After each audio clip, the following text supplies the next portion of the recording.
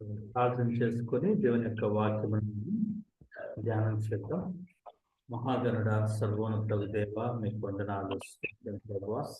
అయ్యా, మీ పాదాల దగ్గరికి వస్తుండగా మాతో మీరు మాట్లాడమని వేడుకుంటున్నాను. నా తండ్రి, మీరు మాట్లాడితే మేము బ్రతుకుతాము నాయన. ఆయన మనుషులు మాట్లాడాలని మీరు మాతో మాట్లాడమని వేడుకుంటున్నాను. ఆయన మీ వాక్యము జీవమై ఉన్నది. మా ఆత్మలను, మా శరీరమును బ్రతికింప చేయగలిగినటువంటి శక్తి కలిగినటువంటి మీ వాక్యంతో మమ్మల్ని సంధించమని వేడుకుంటూ యేసుక్రీస్తు నామములో అడిగి వేడుకుంటున్నాం. ఆమేన్. మరి ఈరోజు ఈ వారం నుంచి మనం ఇంకొక పత్రికని మనం ధ్యానం చేద్దాం. తెస్సలోనీయులకు రాసినటువంటి పత్రికను, మొదటి 2 పత్రికలు ఉన్నాయి, వాటిని ధ్యానం చేద్దాం. ఈరోజు తెస్సలోనీయులకు రాసినటువంటి మొదటి పత్రిక మనం ధ్యానం చేద్దాం.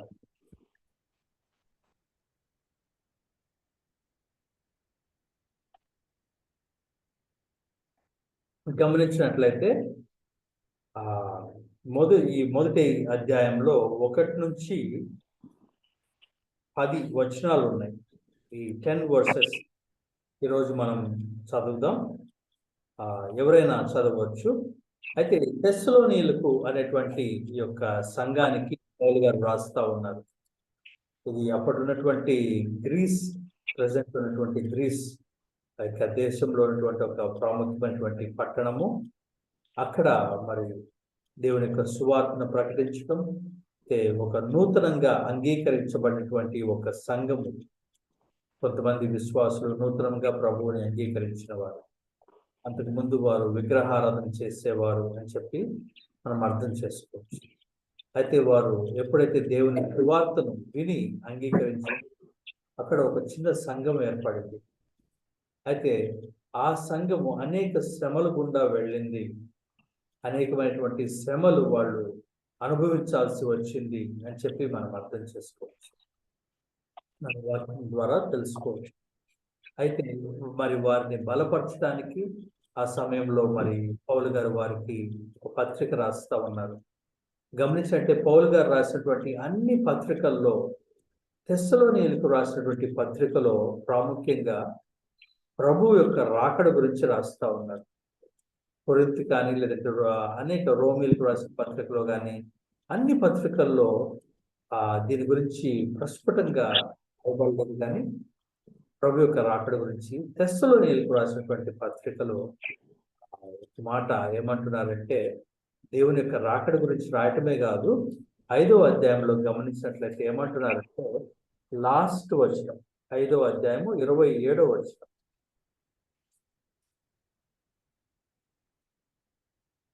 సహోదరులందరికీ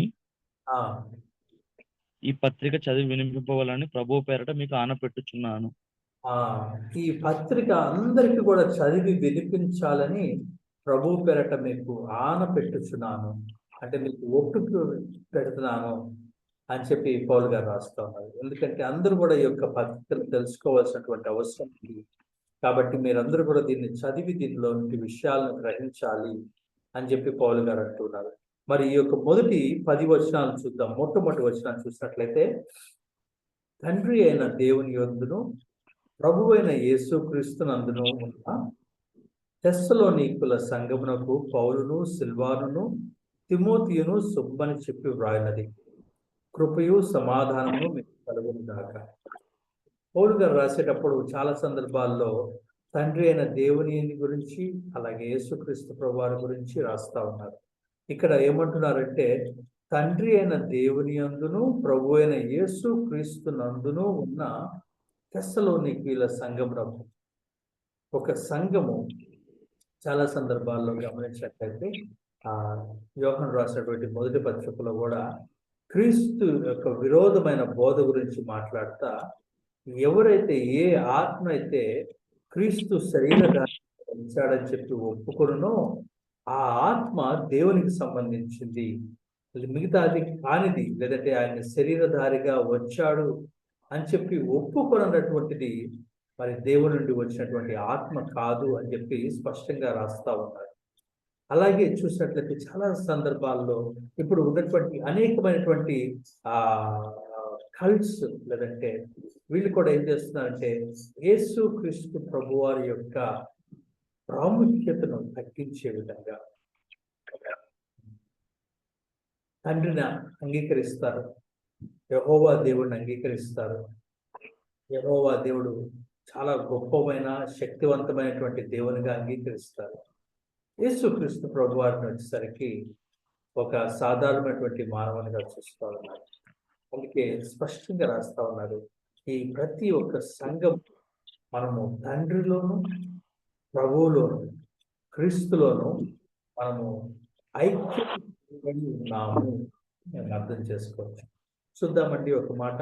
యోహాను సువార్త 17వ అధ్యాయంలో యేసు ప్రభువారు తన తండ్రికి తండ్రి దేవునికి ప్రార్థన చేస్తూ యోహాను సువార్త 17వ అధ్యాయాన్ని ఏమంటారు, ప్రధాన యాజకుని ప్రార్థన అని కూడా అంటారు, prayer of the high priest.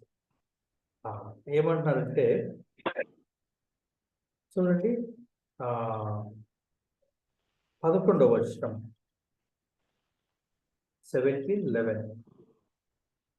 నేను ఇకను లోకంలో ఉండను గాని మీరు లోకంలో ఉన్నారు, నేను నీ యొద్దకు వచ్చుచున్నాను. పరిశుద్ధుడు తండ్రి, మనం ఏకమైన లాగున వారును ఏకమైనట్లు నీవు నాకు అనుగ్రహించిన నీ నామముందు వారిని కాపాడుము. మనిద్దరము ఏకమై ఉన్నట్లుగా వాళ్ళు కూడా ఏకమై ఉండాలి. మొట్టమొదటిగా ఏమంటున్నారంటే వాళ్ళు ఒకరికొకరు ఏకమై ఉండాలి అని చెప్పి మాట్లాడుతూ ప్రార్థన చేస్తూ ఉన్నారు. అలాగే 20-21 వచనాలు చూస్తే అదే అధ్యాయంలో,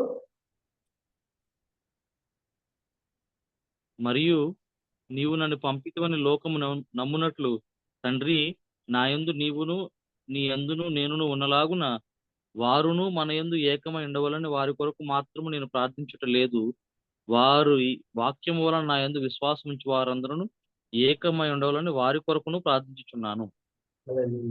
ఇక్కడ ఏమంటున్నారంటే తండ్రి, నా యందు నీవును నీ యందు నేనును ఉన్నలాగున వారు కూడా మనలో ఐక్యముగా ఉండాలి అని చెప్పి యేసు ప్రభు వారి యొక్క ప్రార్థన ఇది. యేసు ప్రభు వారు తండ్రి అయినటువంటి దేవునికి చేసినటువంటి యొక్క ప్రార్థనలో గమనిస్తూ ఉన్నాం. అంటే ఎప్పుడు కూడా మనం గుర్తుంచుకోవాల్సింది, వీఆర్ యునైటెడ్ విత్ గాడ్. దేవునితో మనం ఐక్యము చేయబడి ఉన్నాము, దేవునితో మనము ఏకము చేయబడుతూ ఉన్నాము. మనం ఒక్కలమే కాదు, మనము సహోదరులు కూడా ఏకము చేయబడి ఉన్నాము అని చెప్పి అర్థం చేసుకోవచ్చు. ఇక్కడ గమనించినట్లయితే పౌలు గారు ఏమంటున్నారు రాస్తూ, పౌలు, సిల్వాను, తిమోతి పౌలు గారు తన యొక్క కుమారుడు తిమోతి అంటారు. తిమోతి యేసు ప్రభు వారు పౌలు ఆయన్ని ప్రభు వారి గురించి అనేక విషయాలు విశ్వాసంలో తన్ని ఎదిగించడానికి దీనికి ఎంతగానో ప్రయాసపడ్డాడు. అంటే స్టేచర్ వైజ్ గా లేదంటే ఒక పొజిషన్ వైజ్ గా చూస్తే పౌలు గారి యొక్క శిష్యుడు, పుత్ర సమానుడు తిమోతి అని చెప్పి అర్థం చేసుకోవచ్చు. అయినప్పటికీ తను ఏం చేస్తున్నాడంటే రాస్తున్నప్పుడు తన తోటి సహోదరునికి, తన తోటి సేవకునికి సరైనటువంటి సమాన స్థానాన్ని ఆయన మనం గ్రహించవచ్చు. మేమందరం కలిసి అని చెప్పంటారు, నేను ఒక్కడిని అనట్లేదు, వాళ్ళందరూ మేము కలిసి, పౌలు, సిల్వాను, తిమోతి కదండి, ఏమంటున్నారు సిల్వానస్, నేను కూడా ఇంకొక దేవుని యొక్క పరిచారకుడు, దాని గురించి మేము అందరం కలిసి మీకు గ్రీట్ చేస్తున్నాము అని చెప్పంటున్నారు. ప్రాముఖ్యంగా గమనించినట్లయితే we are special to God, but we are not more special than our fellow brother. ఇందాక గమనించినట్లయితే మనం తండ్రితో కుమారుడితో ఐక్యమై ఉన్నాము. మనం ఎలా ఐక్యమై ఉన్నామో అలాగే మనతో మన వలె మిగతా వారు కూడా ఐక్యమై ఉన్నారు అని చెప్పి అర్థం చేసుకోవచ్చు. ఇక్కడ 2-3 వచనాలు, తెలుగులో అయితే 2-3 వచనాలు కలిపి ఉన్నాయి. ఏమంటున్నారంటే విశ్వాసముతో కూడిన మీ పనిని ప్రేమతో కూడిన మీ ప్రయాసను మన ప్రభువైన యేసు క్రీస్తునందలి నిరీక్షణతో కూడిన ఓర్పును మొట్టమొదటి విశ్వాసంతో కూడిన మీ పనిని. ఏం పని చేస్తున్నారు వాళ్ళు? ఏం పని చేస్తున్నారు? ప్రతి పని, వారు చేస్తున్నటువంటి పని ఏదైనా కూడా విశ్వాసముతో చేస్తున్నారు. ప్రభు యందు విశ్వాసంతో చేస్తున్నారు. యాకోబు రాసిన పత్రిక 2వ అధ్యాయంలో అదే హెచ్చరిస్తా ఉన్నారు. క్రియలు లేని విశ్వాసము మృతము అని చెప్పి. అంటే వీరు చేస్తున్నటువంటి పని కానీ క్రియలు, ప్రార్థన కూడా it can be an act of faith. అది కూడా ఒక విశ్వాసపు క్రియ కావచ్చు.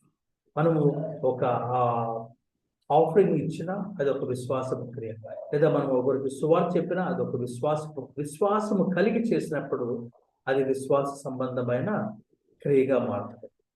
లేకపోతే అదేమవుతుందంటే చాలా కేవలం ఒక క్రియగా ఉంటుంది. బైబిల్లో రాయబడింది నిర్జీవ క్రియలు, వాటిలో జీవం లేదు, అవి జస్ట్ ఒక యాక్ట్గా ఉంటాయి. అదే పౌలు హెచ్చరిస్తూ ఉన్నారు. ఒక దినమున ప్రతి వాని పనిని ఏది పరీక్షించి చూస్తుందంటే అగ్ని పరీక్షిస్తుంది.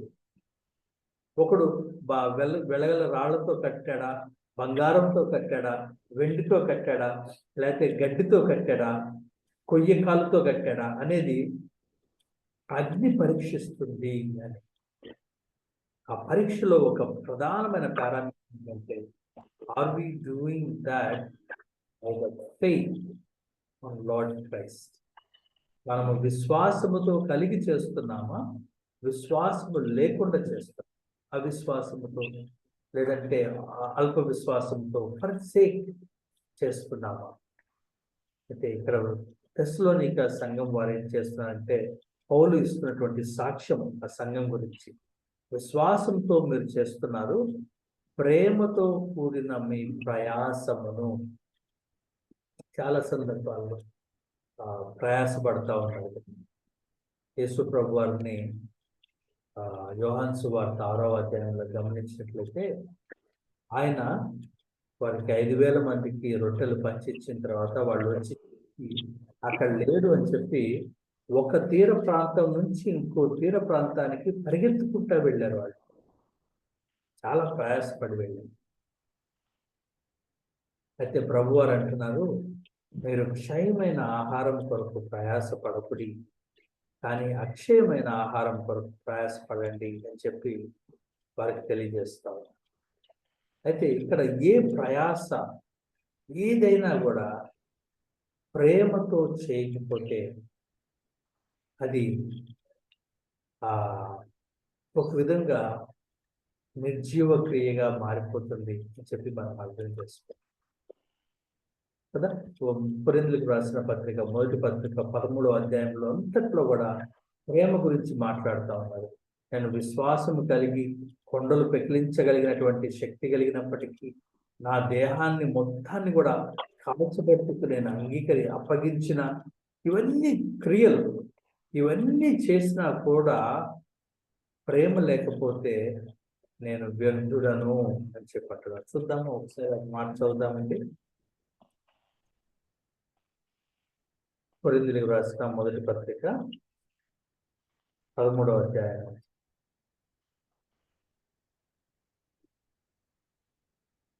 2-3 వచనాలు. ప్రవచించు కృపావరము కలిగి మర్మములన్నీయు జ్ఞానమంతు ఎరిగిన వాడనైనను, కొండలను పెకిలిం పరిపూర్ణ విశ్వాసము గలవాడనైనను, ప్రేమ లేని వాడినైతే నేను వ్యర్థుడను. బీద పోషణ కొరకు నా ఆస్తి అంతయు ఇచ్చినను, కాల్చబడుటకు నా శరీరం అప్పగించినను, ప్రేమ లేని వాడినైతే నాకు ప్రయోజనం ఏమీ లేదు. నాకు ప్రయోజనం ఏమీ లేదు. గమనించినట్లయితే దేవుడు సృష్టించి ప్రతి ఒక్కటి చేసేందుకు దాని యొక్క డ్రైవింగ్ ఫోర్స్ ఏమైనా ఉందంటే అది ప్రేమ. ఆయనకి ఏ కొదవ లేదు, ఆయనకి ఏ అవసరత లేదు, కానీ because the love was driving God to do all these things. Paul గారు కూడా అంటున్నారు, క్రీస్తు ప్రేమ నన్ను బలవంత పెడుతుంది. ప్రేమతో కూడిన ప్రయాస. ప్రేమ లేకుండా ప్రయాస కలిగినప్పుడు ఆ ప్రయాసలో విసుగుదల ఉంటుంది. ఆ ప్రయాసలో ఆ నీరసించడం, అలసిపోవటం, లేదంటే ఇంకేదో. కానీ ప్రేమ కలిగి ఏం ప్రయాసపడుతున్నారు? ఏదైనా కూడా ఇప్పుడు వాక్యము దగ్గరికి చదవటానికి వచ్చాం. ఈ వాక్యాన్ని చదవటం ప్రభువుని గురించి తెలుసుకోవాలన్న ప్రేమతో వస్తున్నామా? లేదంటే అది ఒక అలవాటుగా వస్తుంది? ప్రార్థన మన అవసరం తీర్చుకునే వారిగా రావచ్చు, లేదంటే ప్రభువుతో ప్రేమతో సంభాషించే వారిగా రావచ్చు. ప్రతి పరిస్థితి అది మనము ఆత్మ సంబంధంగా మనం బలపడటం కొరకు చేసేటువంటి ప్రయాస అయితే బాహ్యంగా పరిచర్యకు సంబంధించి కానీ, సహోదరులకు సంబంధించి కానీ, లేదంటే ఏ విధమైనటువంటి ప్రయాస చేసినా అది దాని యొక్క మోటివ్, దాని యొక్క డ్రైవింగ్ ఫోర్స్ ఏమై ఉండాలి అంటే ప్రేమ అయి ఉండాలి. ద లేబర్ ఆఫ్ లవ్ అని చెప్పి మాట్లాడతాం. నిజంగానే కదా, మనం ప్రేమతో కలిసి ప్రేమ మీద ప్రేమ ఉన్నప్పుడు వాళ్ళ కోసం ఎంత చేసినా కూడా మనకి విసుగు అనిపించదు, కష్టం అనిపించదు. అలాగే మనకు ప్రేమ లేకపోతే వాళ్ళ కోసం చిన్న పని చేయడం కూడా చాలా ఎక్కువ చేసేసాం అనిపిస్తాం. మనం పరీక్షించుకోవాలి. దేవుని కోసం నేను చాలా చేసేసాను అనిపించిందా, అక్కడే వెంటనే ఆగి పశ్చాత్తాపడాల్సిన అవసరం ఉంది. ఎందుకంటే ఆ థాట్ వచ్చిన దాని యొక్క సిమ్టమ్ ఏంటంటే అది ఒక ఫ్రూట్ అనమాట. అది బయటికి కనపడుతుంది. దాని యొక్క ఆ ఫ్రూట్ వచ్చింది అంటే దానికి ఒక గుర్తు ఏంటంటే నాకు దేవుని మీద ప్రేమ సన్నగిల్లిపోయింది, లేదా ప్రేమ చల్లబడిపోయింది. నేను చాలా చేసేసాను అని చెప్పాను అనుకోగానే వెంటనే ప్రభువా నన్ను క్షమించు, నీ మీద నా యొక్క ప్రేమ సన్నగిల్లిపోయింది, చల్లబడిపోయింది. నేను అంతకుముందు ప్రేమించినట్టుగా మిమ్మల్ని ప్రేమించలేకపోతున్నాను అని చెప్పి మనము ప్రభు యొక్క మారు మనసు పశ్చాత్తాపడవలసినటువంటి వారిగా ఉంటాం. అయితే ఇంకోటి ఏమంటే మన ప్రభు అయిన యేసు క్రీస్తునందలి నిరీక్షణతో కూడిన మీ ఓర్పును, వీళ్ళకి నిరీక్షణ కలిగి ఉండటానికి కూడా ఓర్పు కావాలి. ఎప్పుడు వస్తుంది ఓర్పు? ఎందుకు ఆ ఓర్పు, నిరీక్షణకి ఓర్పు ఎందుకు కావాలి?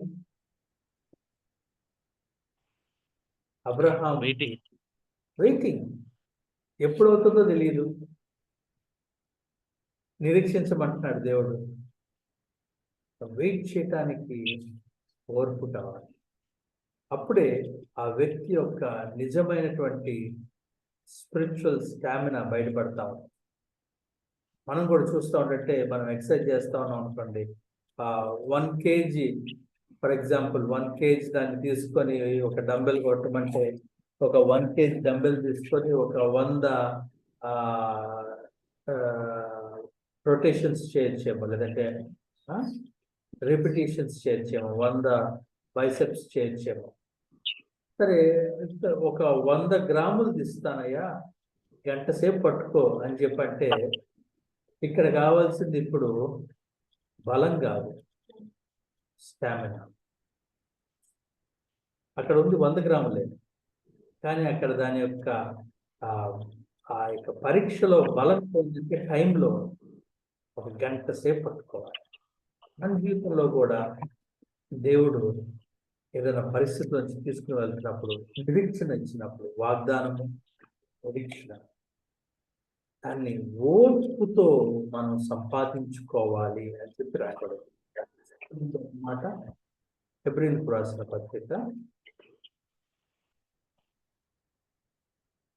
హెబ్రీయులకు రాసిన పత్రిక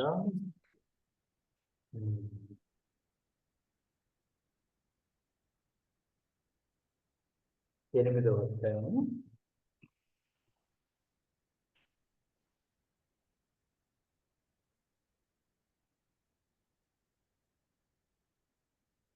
8 బైబిల్ మార్చాము. దీంట్లో అన్ని ఓర్పుతో మనము దేవుని యొక్క వాగ్దానములను స్వతంత్రించుకుంటామని రాయబడింది.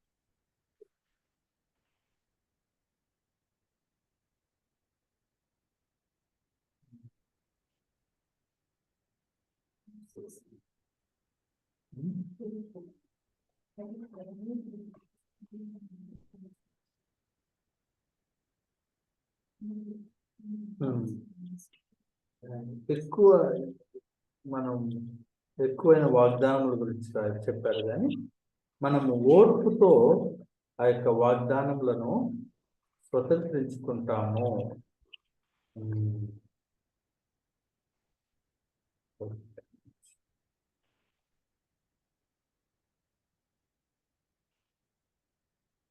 10:36.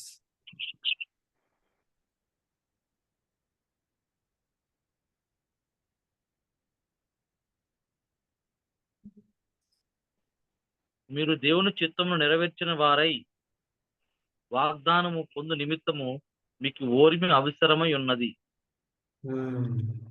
వాగ్దానమును మనం పొందుకోవటానికి, దేవుని చిత్తం నెరవేర్చడానికి ఏం కావాలంట? ఓర్పు కావాలి.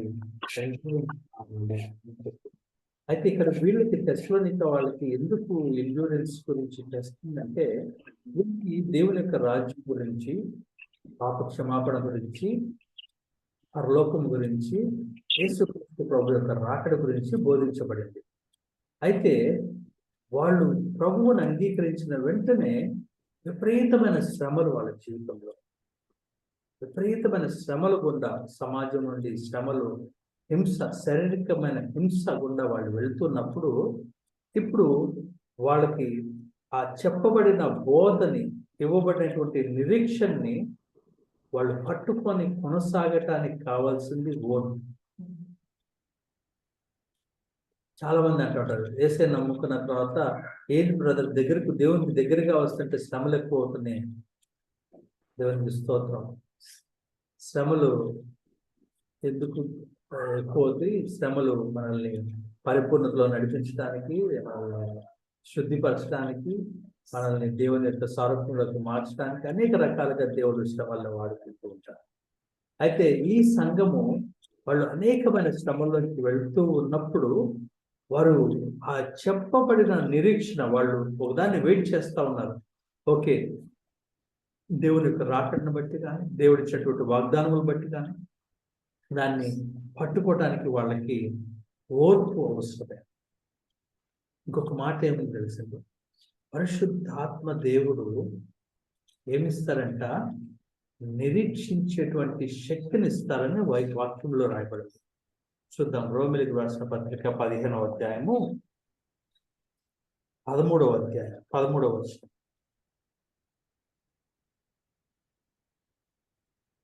కాగా మీరు పరిశుద్ధాత్మ శక్తి పొంది విస్తారముగా నిరీక్షణ గలవారగుటకు నిరీక్షణకర్తయగు దేవుడు విశ్వాసం ద్వారా సమస్త ఆనందముతోను సమాధానంతోను మిమ్మల్ని నింపును కాక. పరిశుద్ధాత్మ దేవుడు నిరీక్షణ కలిగి ఉండడానికి శక్తినిస్తారు. నిరీక్షణకు కర్తయగు దేవుడు. నిరీక్షణ చాలా సందర్భాల్లో మనం నిరీక్షించలేకపోతున్నప్పుడు, చాలా సందర్భాల్లో మనం వెయిట్ చేయలేకపోతున్నప్పుడు, అప్పుడు ఏం కావాలంటే ఓర్పు. అప్పుడు నిరీక్షణకు కర్త అయినటువంటి దేవుని దగ్గర కృపను, లేదంటే ఆయన అడిగి సంపాదించుకోవాల్సినటువంటి అవసరం ఉంది. అది వీరికి చాలా అటువంటి ఓర్పు ఉందంట.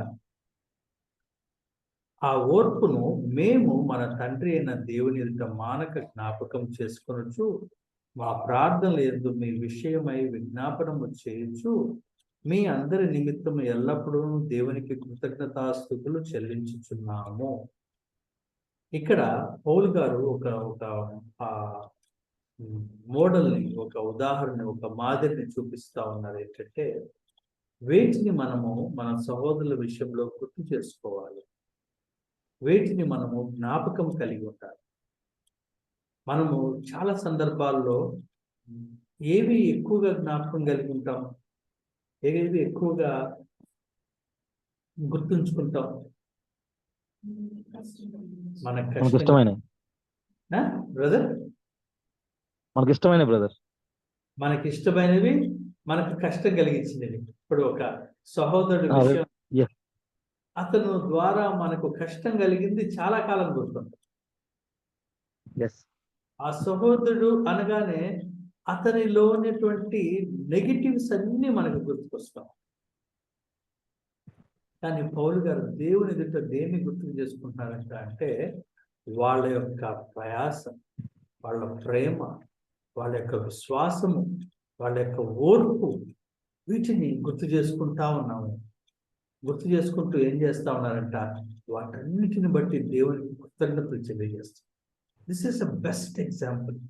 అంటే ఒక బెస్ట్ వే దేవుడు తెలియజేస్తున్నటువంటి. మన సోదరుల గురించి మనం ప్రార్థన చేస్తూ ఉంటాం.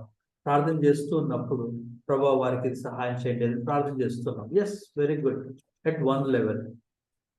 చాలా సందర్భాల్లో కంప్లైంట్ కూడా చేస్తూ ఉంటాం ప్రార్థనలో. చూసావా ప్రభా, అతను నన్ను ఇట్లా చేశాడు, సో కాబట్టి మీరు అతన్ని నా తరపున వెళ్ళి మీరు ఫైటింగ్ చేసి వాడిని ఓడించండి, తుక్కుపడ కొట్టండి అన్నట్టుగా ప్రభు దగ్గర చేస్తాం. అనదర్ లెవెల్ ఈస్ వాటిని జ్ఞాపకం చేసుకుంటూ ప్రభుకి కృతజ్ఞతలు చెల్లించు. ప్రభా, మీరు ఇచ్చిన విశ్వాసాన్ని బట్టి మీకు వందనాలు. ప్రభా, మీరు వారికి ఇచ్చిన వాటిని తోడుగా వారికి ఇచ్చిన ప్రేమను బట్టి వందనాలు. వాళ్ళకి ఎంత ప్రేమను మీరు ఇచ్చారు, అందుని బట్టి వందనాలు అని చెప్పి, this is another standard that God wants his children to live. Thank God for not my sake, but even for others' sake. నాకు మంచి జరిగినప్పుడు నేను దేవునికి కృతజ్ఞతలు చెల్లించడంలో గొప్ప లేదు. నా సహోదరుడికి మంచి జరిగినప్పుడు నేను కృతజ్ఞతలు చెల్లించగలనా? నా సహోదరుడు చక్కగా జీవిస్తున్నప్పుడు, నా సహోదరుడు చక్కగా ఆత్మీయంగా ఎదుగుతున్నప్పుడు తన గురించి నేను దేవునికి కృతజ్ఞతలు చెల్లించడం అనేది అది మరొక లెవెల్ యొక్క స్టాండర్డ్, దేవుని యొక్క విధానం. అంటే అది ఒక ఏమంటారు, ఒక ఫాదర్ హార్ట్ అనొచ్చు, లేదంటే that is very much the next standard. దేవుడు తన బిడ్డలు నివసించాలి, తన బిడ్డలు జీవించాలనేటువంటి స్టాండర్డ్. ఒకరి గురించి మరొకరు దేవుని ఎదుట కృతజ్ఞతలు చెల్లించబద్దులమై ఉన్నారు. వారి గురించి విజ్ఞాపన కూడా చేస్తా ఉన్నాడు. ఏం చేస్తా ఉన్నట్టు, మేము విజ్ఞాపన చేస్తా మిమ్మల్ని. పౌలు గారు చాలా సందర్భాలు అంటూ ఉంటారు, మీరు నా హృదయంలో ఉన్నారని చెప్పి సంఘాలకు రాస్తా, మీరు నా హృదయంలో ఉన్నారని చెప్పి అంటున్నారు. ఒక సేవకుడు లేదంటే ఒక దేవుని యొక్క సేవకుడు దేవుని పరిచర్యలో ఉన్నటువంటి తన బాధ్యతను గ్రహించిన వాడు కలిగి ఉండవలసినటువంటి స్థితి అది. తనకు అప్పగింపబడినటువంటి తన యొక్క హృదయంలో ఉండాలి అనేది గుర్తు చేస్తా ఉన్నాను. అయితే వారి గురించి జ్ఞాపకం చేసుకుంటూ ఏమన్నారంట, మీ అందరి నిమిత్తము ఎల్లప్పుడూ దేవునికి కృతజ్ఞతాస్తుతులు చెల్లించు. This can be a wonderful practice.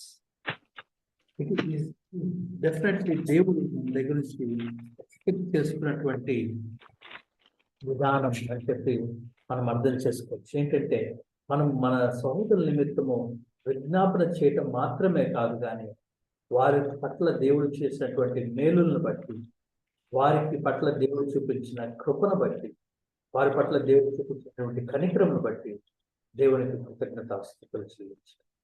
నిజం కదండి. ఈరోజు ఒక బ్రదర్తో మాట్లాడుతున్నప్పుడు ఒక విషయాన్ని ధ్యానం చేస్తూ, నెహెమ్యా వీరు వారి యొక్క ప్రార్థనని మనం స్టడీ చేస్తే, ఇశ్రాయేలీలందరి తరపున వాళ్ళు దేవునికి సారీ చెప్తున్నారు. ఇశ్రాయేలీలందరి తరపున వారు దేవునికి క్షమాపణ చెప్తున్నారు.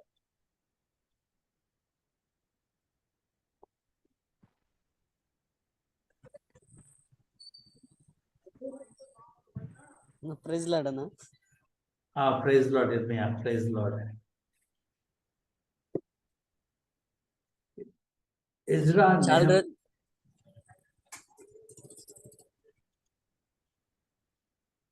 Yes brother.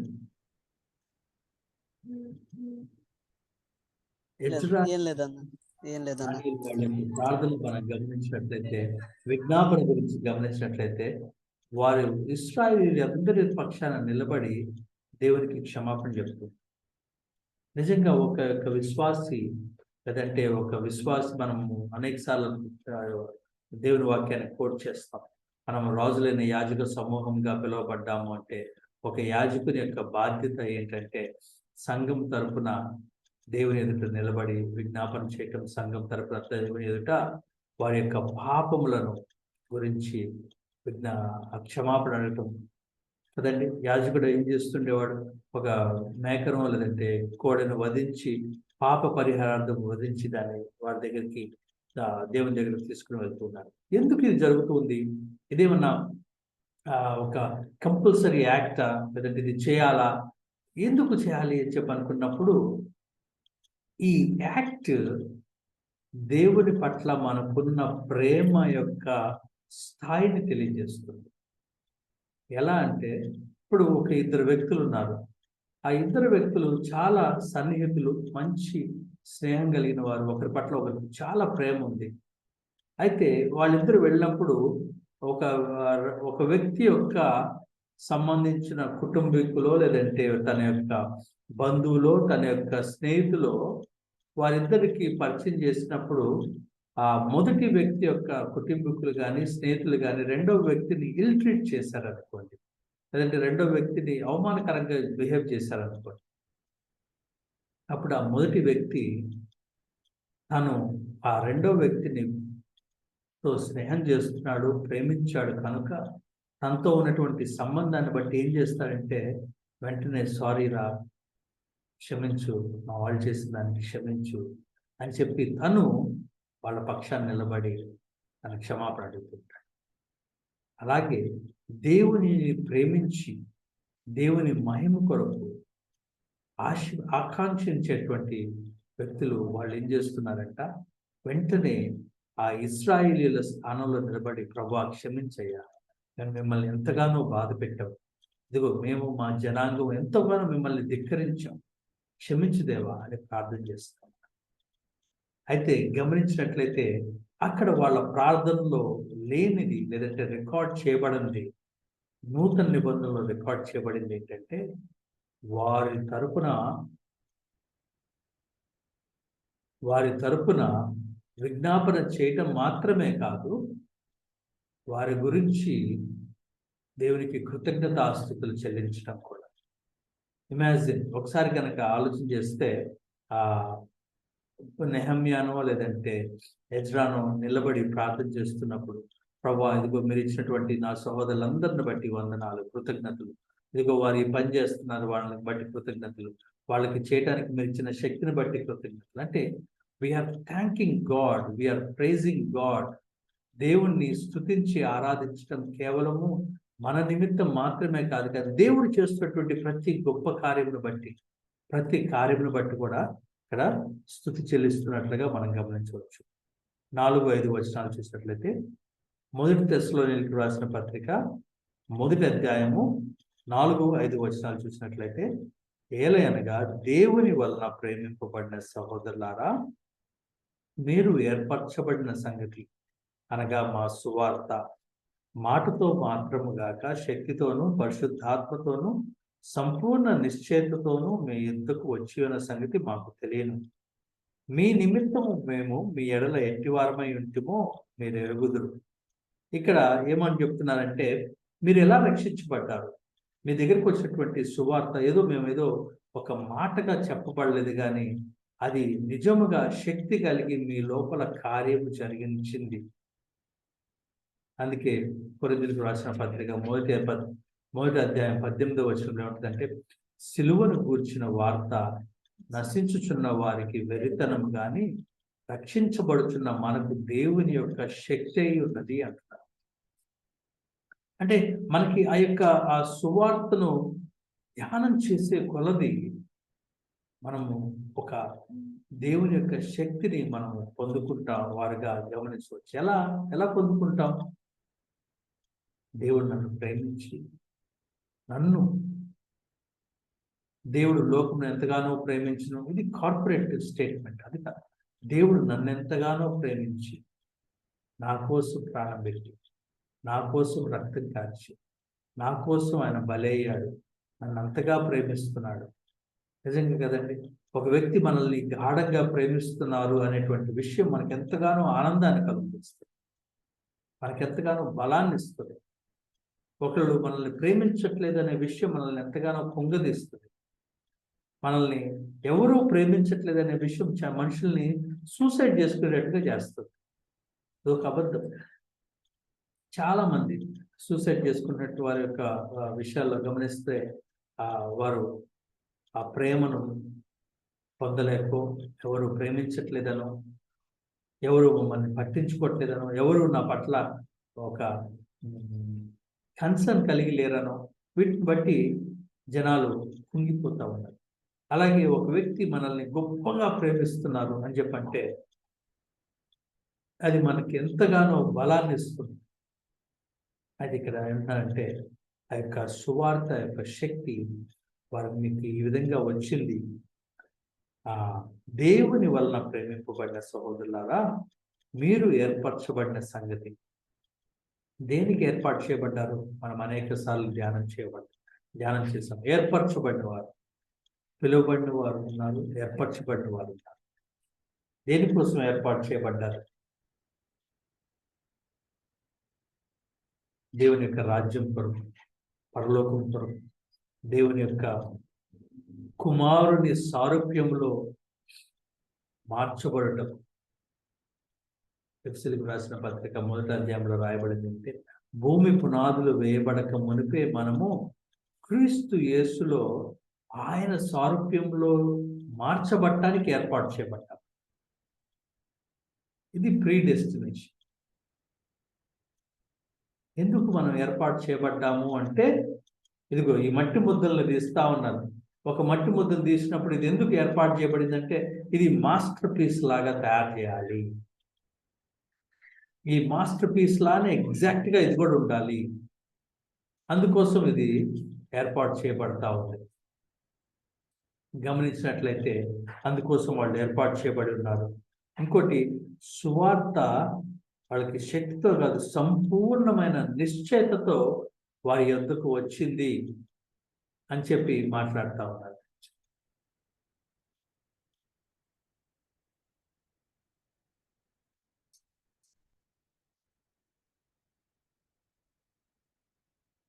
సంపూర్ణమైన నిశ్చయతతో సువార్త వారి దగ్గరికి వచ్చింది అని చెప్పి వారికి గుర్తు చేస్తా ఉన్నారు. ఎవరి పట్ల నిశ్చయతతో? ఎవరికి ఉంది ఆ నిశ్చయత అంటే, ఆ సువార్త ప్రకటించిన వారు కానీ, లేదంటే వారు నమ్మింది వాళ్ళు సంపూర్ణమైనటువంటి నిశ్చయతతో ఈ తెస్సలోనికల సంఘానికి వారు తెలియజేస్తూ ఉన్నారు. 6వ వచనం చదువుతాం.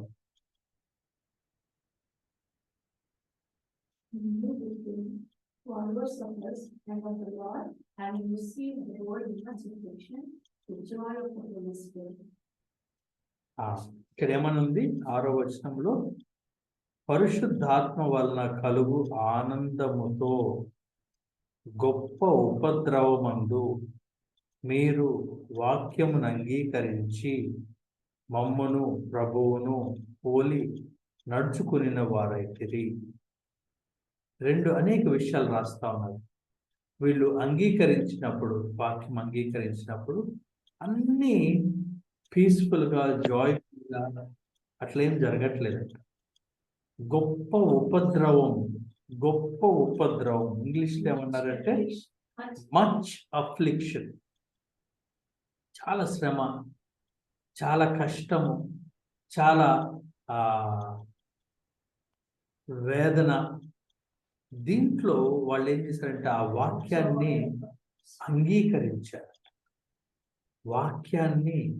అంగీకరించారు. యేసు ప్రభు వారు పరిశీలనతో చాలా మంది అన్నారు, మీరు వినుట వాటికైతే వింటారు కానీ గ్రహింపరు అని చెప్పి. వాక్యమును అంగీకరించటం, వాక్యమును వినటం ఒకటి, వాక్యమును అంగీకరించటం అంటే దేవుడు చెప్పినటువంటి సువార్త, దేవుడు చెప్పినటువంటి వాక్యాన్ని, ప్రభువా ఈ వాక్యము ప్రతి ఒక్క పదము దాంతో నేను ఏకీభవిస్తున్నాను, నేను దాన్ని అంగీకరిస్తున్నాను. ఇదిగో ఈ రకంగా ఆలోచించటం